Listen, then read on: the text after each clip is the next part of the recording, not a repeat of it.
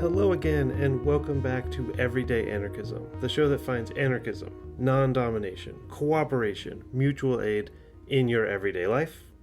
I'm your host, Graham Culbertson. This is another episode 7, if I'm counting correctly, in my multi-part series on David Graeber's book, Debt, including the 2 prequel episodes. If this is your first time listening to the podcast, I recommend you go back and start with episode 1 of that series, which is called Against Economics. I'll link to it in the notes. This is my discussion and analysis of the key ideas of chapter 3, which is called Primordial Debt. This chapter took me forever to get. I think I was on my 5th reading of it when I felt like I grasped what he was up to. The chapter has a line in it, I'll give you the whole paragraph, that I'm always quoting. It comes at the end, and what I hadn't understood was how this connected to the rest of the chapter. So I'm going to start with this bit that I love and really opens up the idea of anarchism, and especially of Graeber's anarchism, and then we'll work our way back to this line. This is the great trap of the 20th century. On one side is the logic of the market, where we like to imagine we all start out as individuals who don't owe each other anything. On the other is the logic of the state, where we all begin with a debt we can never truly pay. We are constantly told that they are opposites, and that between them they contain the only real human possibilities. But it's a false dichotomy. States created markets, markets require states. Neither could continue without the other, at least in anything like the forms we would recognize today. You see in that quote something that I consider just quintessentially Graeber, which is that his version of anarchism is unapologetically against most standard left-wing politics. I heard Graeber interviewed on another podcast once about his book Bullshit Jobs, and he pointed out that jobs is a big point of agreement between the left and the right. He said if you see people marching on the street, there's a good chance that they are marching for jobs, or better jobs. And the plutocrat looking down on them thinks, those stupid hippies need to get jobs. So the left and right agree. Jobs are the answer. Graeber was obviously completely of the left, and so am I. But I don't think it's really that simple for anarchists. In some ways, yes, anarchists are the left wing of the left wing. And in other ways, I think anarchism doesn't fit well in that left-right dichotomy. Jobs are an obvious one. If the left wing wants more, better paying jobs for everyone, and the right wing wants to maintain a class of both highly paid executives and a reserve army of labor, aka the unemployed, then being against jobs makes you neither left wing nor right wing. It's the same way for this market versus the state question. If you want to very roughly plot the various major political ideologies on an axis, you can start on the right with, let's say, anarcho-capitalism, then go to laissez-faire capitalism, aka libertarianism, welfare capitalism, then social democracy, then democratic socialism, and then a USSR-style command economy. That's roughly how I would chart them anyways. And the question in this case is, how much is the market in control? In anarcho-capitalism, the market is completely in control and can perform governmental functions. In a total command economy, the state is completely in control and it performs market functions. And then everything in between is a version of a mixed economy. I want to note here that I didn't include fascism on that list because fascism, being in most ways the ultimate right-wing ideology, amalgamates the market-state thing in a way that doesn't really fit into the left-right window the way I've outlined it. I guess that makes fascism, like anarchism, something that breaks out of this divide. Dwight MacDonald, who I consider an anarchist, he certainly was at various times, also he was a Trotskyist, describes the Nazi war economy as a form of socialism, and I think that observation, which is more or less true, really gets at this problem. So now back to this continuum. If you're an anarchist, you don't want the market to control the economy. And if you're an anarchist, you don't want the state to control the economy. If you're an anarchist, you don't believe in the state or the economy. So this continuum from anarcho-capitalism, which isn't really a form of anarchism because it not only believes in the market, but believes the market can act like a state. So it's doubly not anarchistic. So this, from anarcho-capitalism to a communist plan economy, the anarchists just aren't on this continuum. And this is why, although I agree with all of the advocates who come on this show and say we just need to slide our world a little to the left, I also fundamentally disagree with them about certain things. If you've listened to the show from the beginning, you've heard plenty of luminaries, Cory Doctorow, Mike Duncan, Cliff Mark, etc., argue that we need to get more social democratic. And you've heard me agree with them, because I do. Kim Stanley Robin was another one, and I liked his way of thinking about this.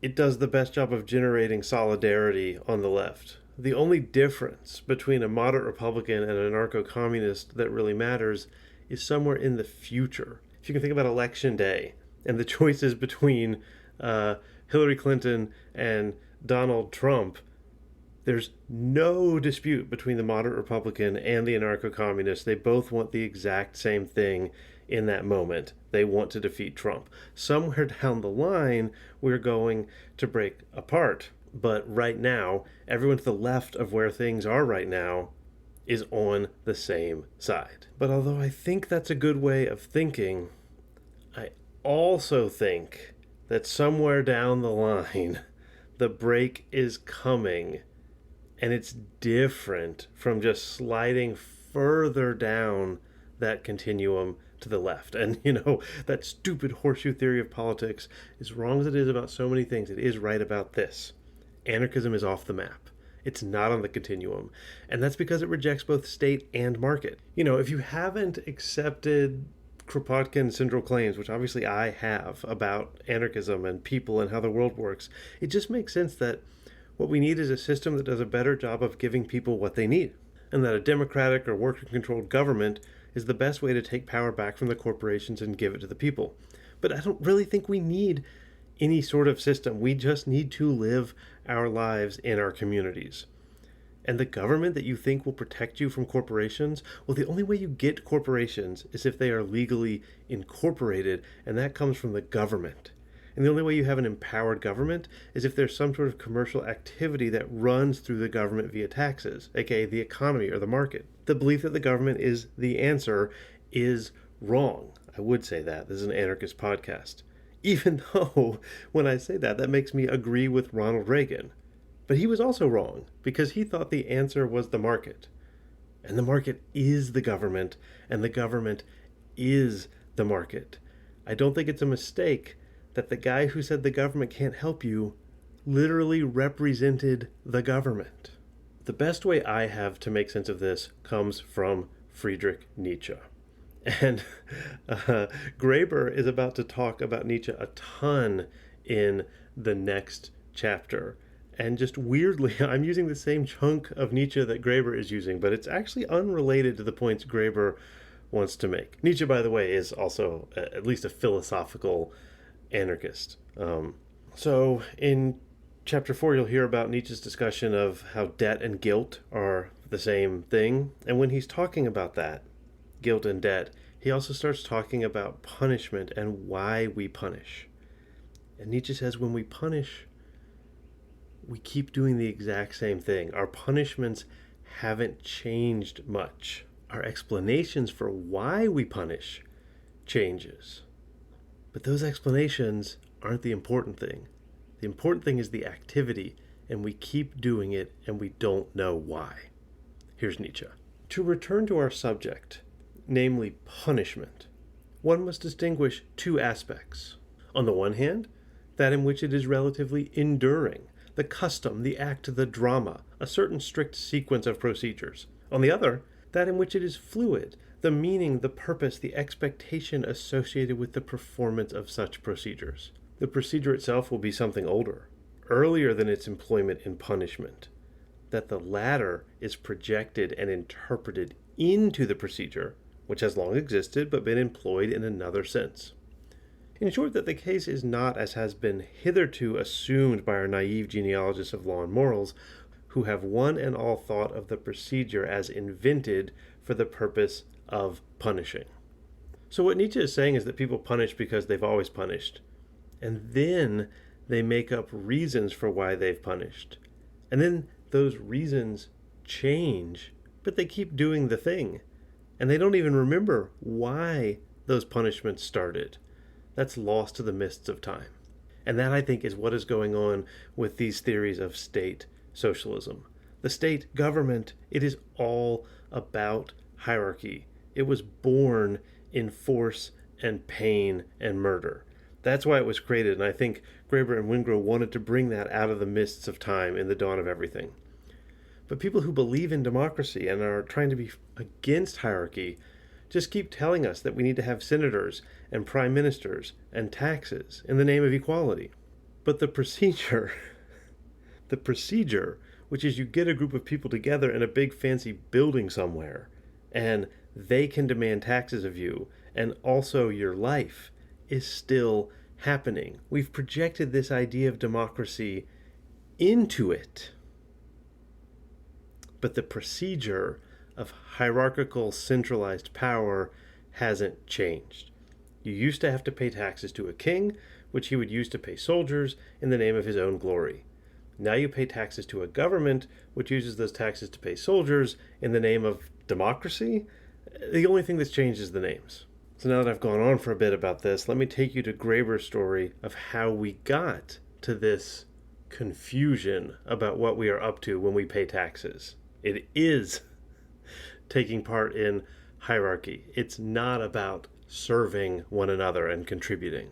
Graeber starts by bringing us back to the myth of barter, Adam Smith's explanation of how and why we use money, which is to say why the economy exists. Now, remember, there's nothing mathematical or empirical about the myth of barter, but it does claim that we have to behave in a mathematical and empirical way. And here's Graeber's explanation of how that works. Above all, the wealth of nations was an attempt to establish the newfound discipline of economics as a science. This meant that not only did economics have its own peculiar domain of study, what we now call the economy, though the idea that there was even something called an economy was very new in Smith's day, but that this economy operated according to laws of much the same sort as Sir Isaac Newton had so recently identified as governing the physical world. Newton had represented God as a cosmic watchmaker who had created the physical machinery of the universe in such a way that it would operate for the ultimate benefit of humans and then let it run on its own. Smith was trying to make a similar Newtonian argument. Okay, that's the end of the quote. So this is God as the market, really. The market becomes God, or at least as the creator of market conditions. Just like gravity works on the universe and creates cosmic harmony out of the floating dirt, so would buying and selling create civil harmony out of human activity. But this is just wrong. It's wrong in our time, when the U.S. government intervenes constantly in the economy. Always has, always will. It intervenes in economic ways with the central bank setting loan rates. It intervenes in direct imperial ways with laws backed by the police and the military. And yes, police and military, because it intervenes in the economy in the U.S. and all over the world. This was also true in Smith's day, as Graeber points out. Just replace truth, justice in the American way with truth, justice, and the British way. Graeber also points out that when the Roman Empire fell, quote, in the Middle Ages, for instance, everyone continued to assess the value of tools and livestock in the old Roman currency, even if the coins themselves had ceased to circulate. His point being there, if you want an enormous market, you have to have a state. Even if that state no longer exists, or exists only over in Constantinople and doesn't have any influence over these markets, you still have to imagine a state.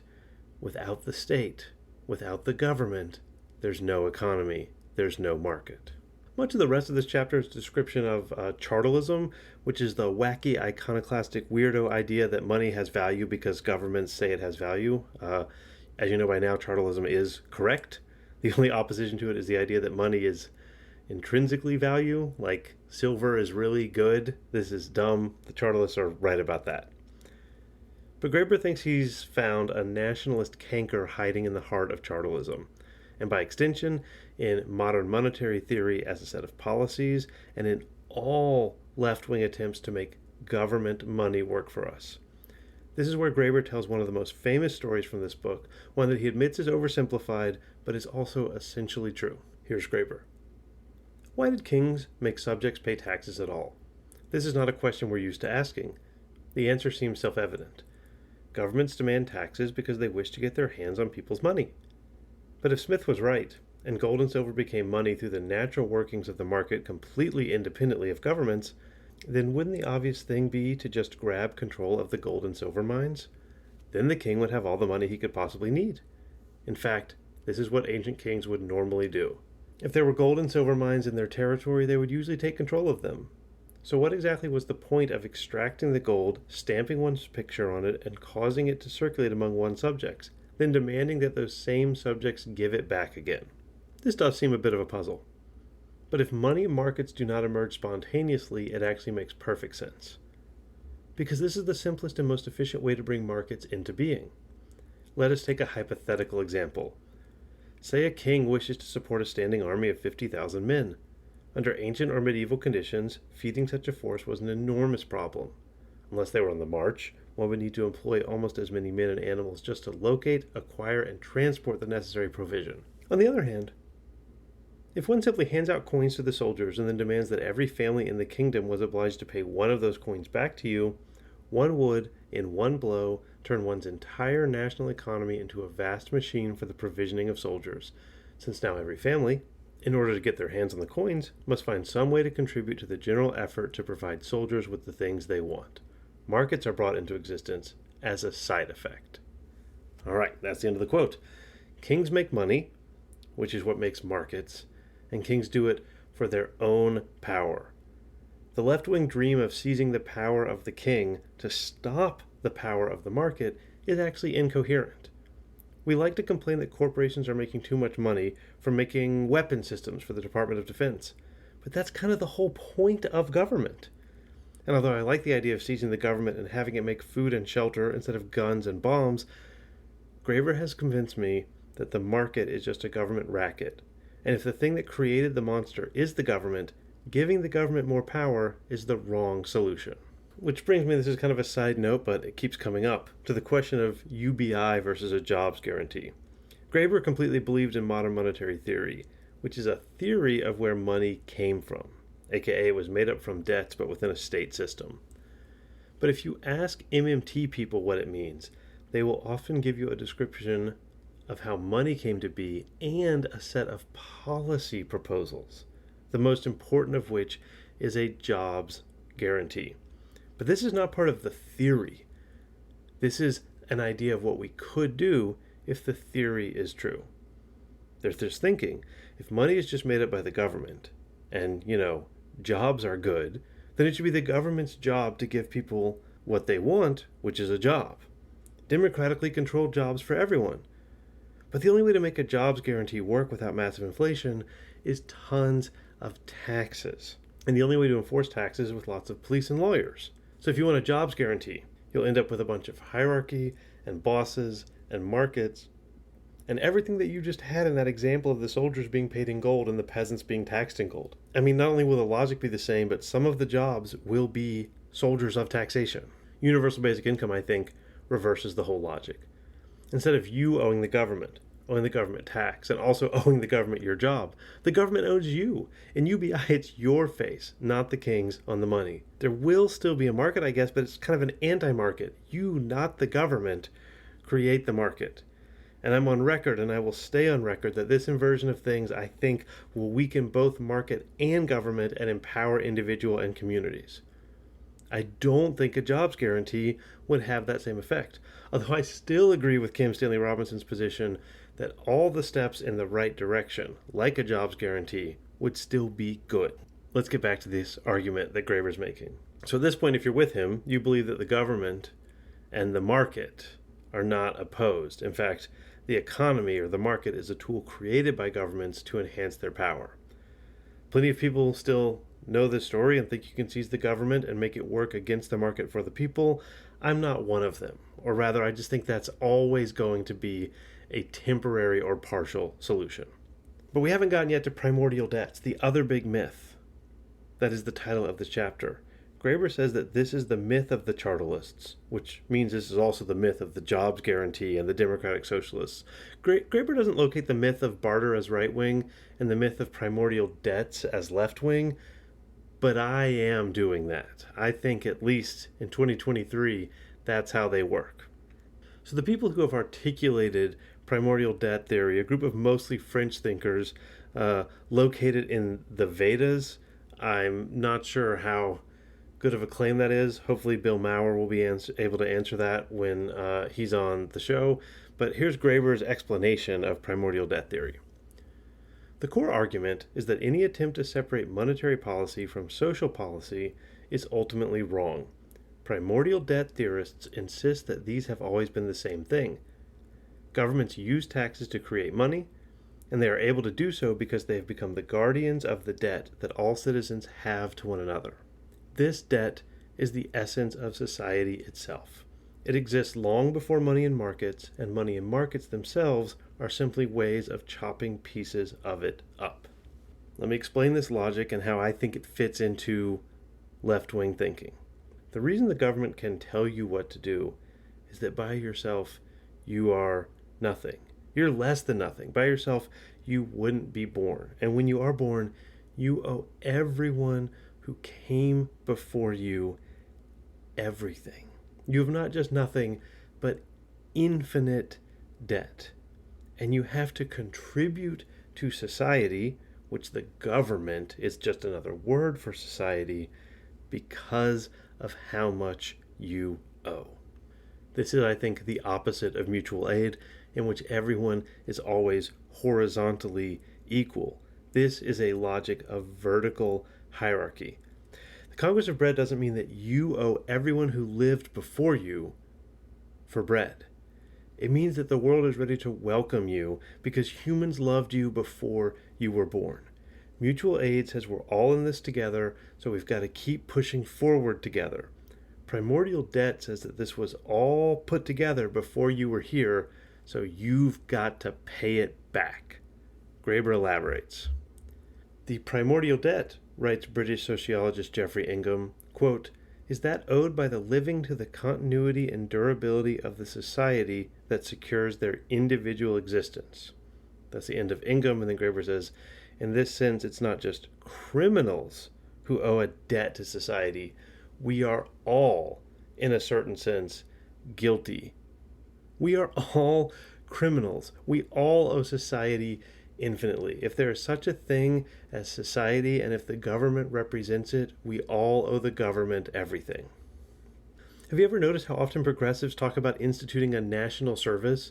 Not a national military service, but just a service. Every young person must work to pay back society.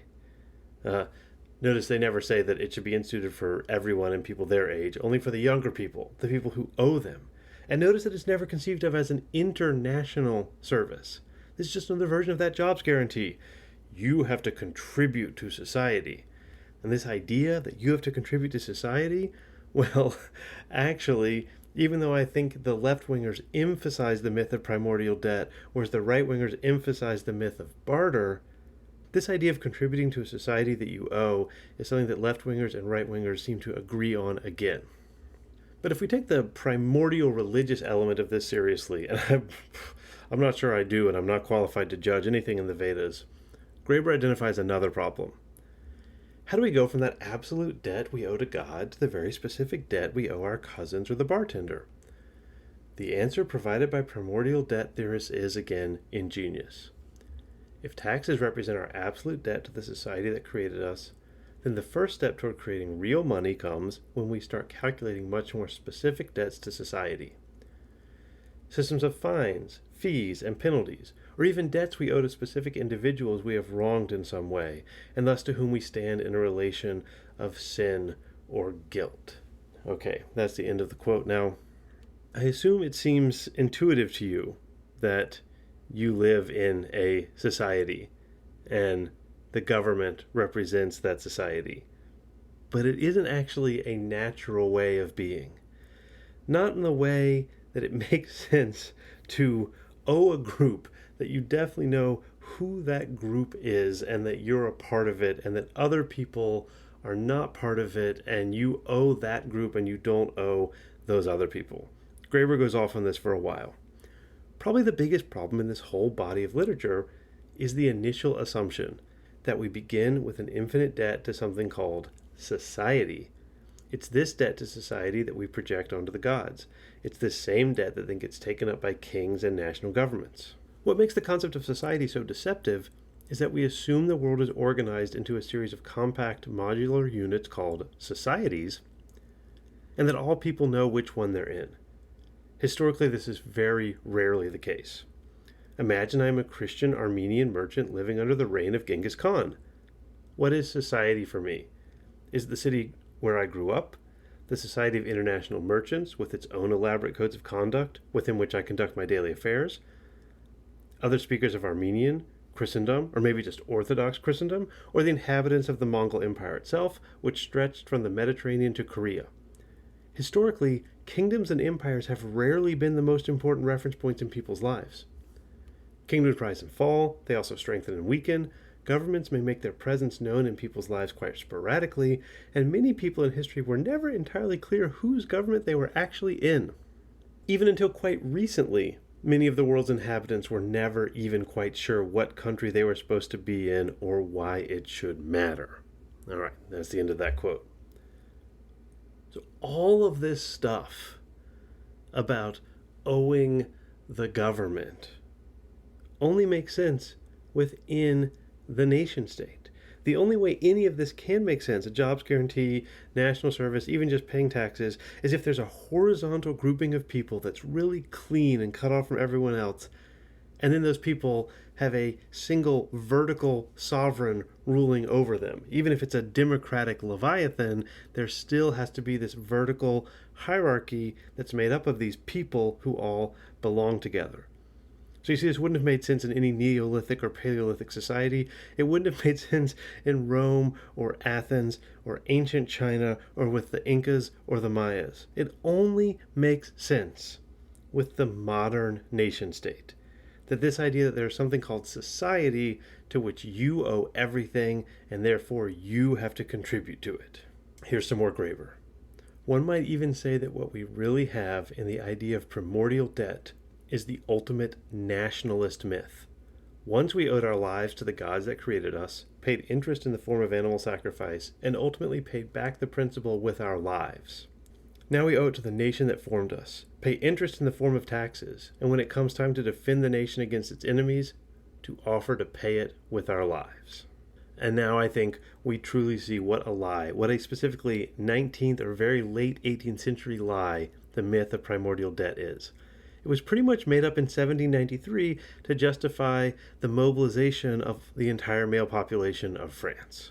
And now, despite all the supposed disagreements between people like Margaret Thatcher, who was, after all, like Reagan, the leader of a government, and someone like John Maynard Keynes, who was, after all, a believer in capitalism, Graeber has argued that both sides pretty much agree on both the myth of barter and the myth of primordial debt. Which brings us to the last paragraph of this chapter, which is where I started this episode. This is the great trap of the 20th century. On one side is the logic of the market, where we like to imagine we all start out as individuals who don't owe each other anything. On the other is the logic of the state, where we all begin with a debt we can never truly pay. We are constantly told that they are opposites, and that between them they contain the only real human possibilities. But it's a false dichotomy. States created markets, markets require states. Neither could continue without the other, at least in anything like the forms we would recognize today. All right. Next time I'll be speaking with the anthropologist Bill Maurer, who will be the first anthropologist in this series. He's written on primordial debt theory and Graeber's use of it, and he'll be able to give us for the first time the anthropological perspective on Graeber's work, which is at least ostensibly the field Graeber is working in. I imagine Bill will have something to say about that.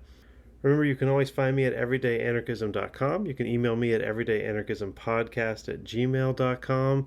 Listen to this ongoing series or any of my earlier episodes.